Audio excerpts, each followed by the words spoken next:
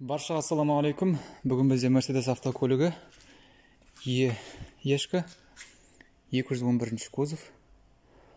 Осы автокөліктің біз фарасын істейтін боламыз. Біріншіден мына әйнегі сарғайып кеткен.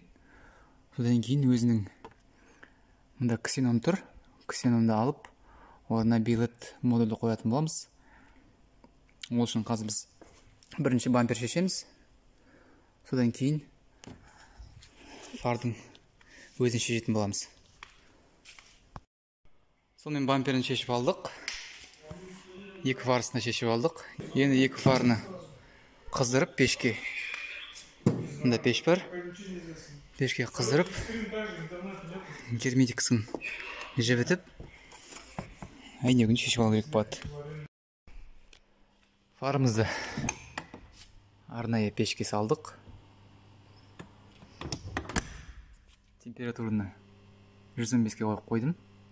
Қазір жайлап көтеріліп жатыр. 96 болып. Осылай 10-15 минут ұстаймыз. Герметик кергенше кішкене.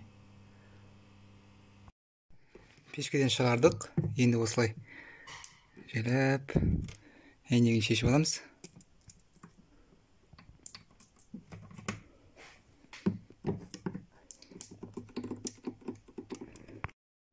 Мінекей осылай әйнегін шешіп алдық. Екеуінің де. Енді осының ксенонның орнына біз мына линзаның орнына билет қондыратын боламыз.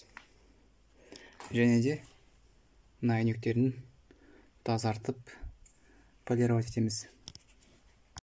Мінекей осындай билет модуль қондырамыз. Мына Ozon компаниясының A5+ деген билеті. Билет дегеніміз жалпы міне нұсқаны осындай болады. Линзасымен бірге дәл ксенон сияқты нұсқаны, бірақ та өзінің лампочкасы ішінде ледовый, өзінің ішінде болады.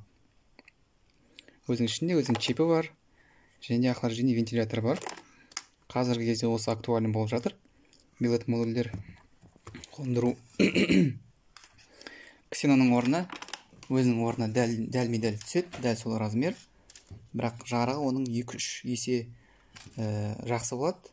Бұның артықшылығы бұл жарықты өзінің жарықты жолға шашыратпай түсіреді. Яғни ешкімді ослеплять етпейді, тіп-тіке болып түсіреді. Осы билет модульді қоямыз қазір.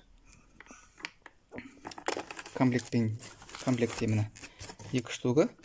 Және өзінің жаңағы крепежі. Екеу. Ол үшін біз қазір өзінің ескі линзасын шешіп тастап,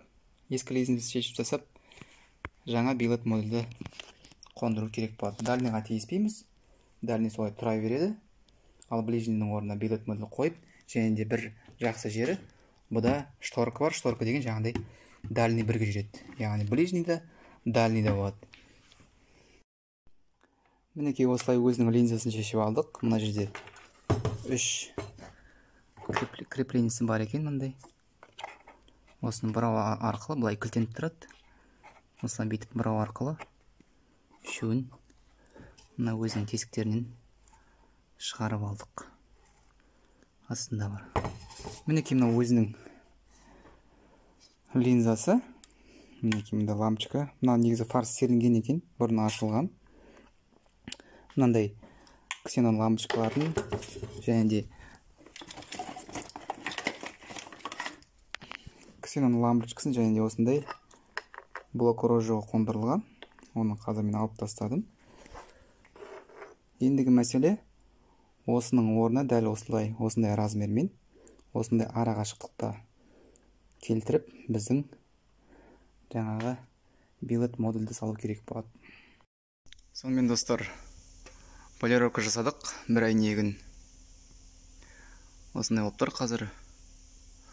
Ал мынау әзірге жасалмаған. Мінекей, менің қолымда қазір полировка жасалған.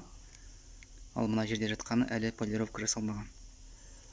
Осылай полировка жасаламыз. Полировка жасамастан бұрын біз шкуркілейміз наждакпен. Лактың қалыңдығына байланысты наждактар әртүрлі болады. Мен мында 500-ден бастадым, 500-ден жоғары қарай кеттім. 2000 жарымға дейін наждактап, содан кейін барып полировка жасадым. Енді қазір екіншісін жасайтын боламыз. Достар, лежинің LED модулін орнына қондырдық. Қазір біз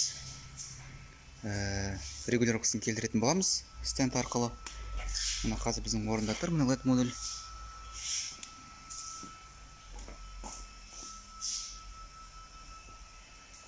Қазір регулировкасын келтіріп, жаппастан бұрын қарап, содан кейін барып жабатын боламыз.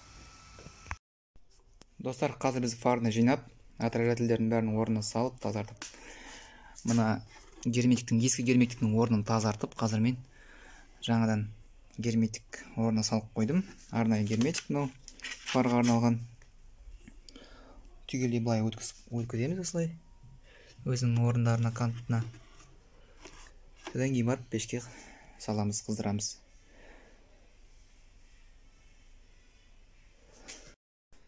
Мінекей достар, әйнегін салып қойдым, енді пешке салып, қыздырып,